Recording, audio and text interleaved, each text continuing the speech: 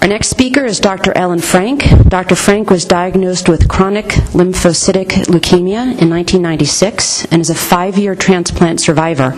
She currently serves as senior chairperson of the Dana-Farber Cancer Institute Patient Family Advisory Council and has been active as an nbmtLINK board member and peer support volunteer. Dr. Frank. It is a true, wonderful pleasure for me to be here tonight for many reasons.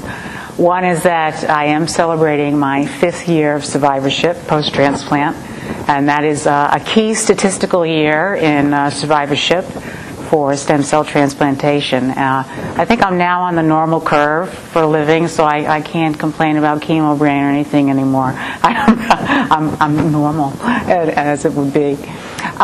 You know, all of us in life, if we have nothing at all, we have our stories, the stories of who we are and what's happened to us. And I'm here this evening to tell you about what I think is the most magnificent science to behold anywhere, and some of the greatest promise that I can imagine as a scientist in the possibilities of treatment and research in the future. Just a background on myself.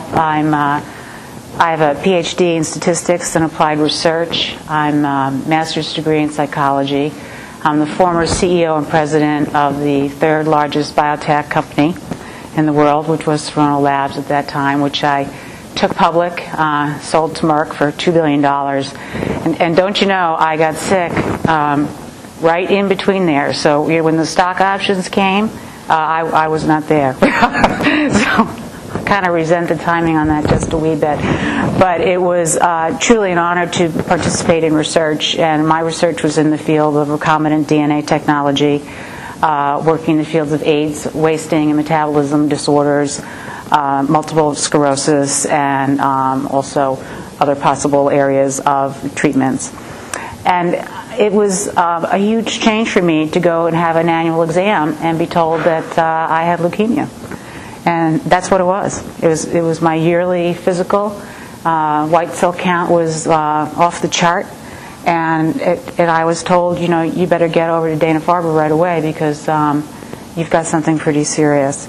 And it started as in chronic lymphocytic leukemia is one of the slow-growing leukemias. So it's can be a rather indolent disease. It just sort of plods away. I was told I had the good cancer. I'm hoping we're not using that terminology anymore because there's nothing good about cancer, at least when you first find out. And that you know, I could live for 40 years and nothing was going to go wrong. So I bought that and I accepted that as going to be my life story. But that wasn't the way it was going to be. When I was diagnosed, my children were young. I had 2 boys. They were 3 and 6 years old. So I was not interested in anything much but living and being there with them and seeing them graduate from high school and do all the good things that kids do. And I wanted to be a grandmother. Never thought I'd care about that. You know, I had my career, my family, what? Grandmother. But now all of a sudden it dawned on me that I really did want to be part of that. And so my disease went along, and then it got very, very aggressive. There's a measurement of the doubling count of your B cells, and when that starts happening on a regular basis, things are getting more aggressive. And my leukemia got very aggressive. It kind of went from nothing to a major problem, and I started getting lots of infections. I had tremendous fatigue. I couldn't recover from my world-round trips to Europe and back. All of a sudden, I was too tired, and I just couldn't function. So I went through chemotherapy. And I went through several months of a triple combination therapy that had an 85% success rate. So I was pretty pumped about that.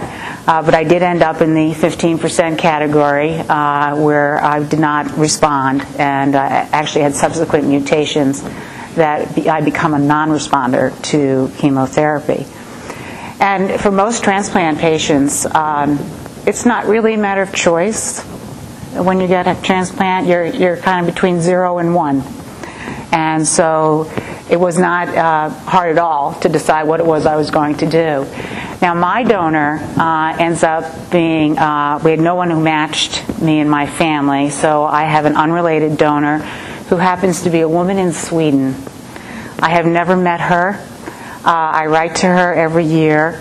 I have no Swedish background whatsoever, Irish and Polish, nothing else really. And when you think about a moment of facing the end of your life, really facing it, because it's right there in front of you. There's no getting around it.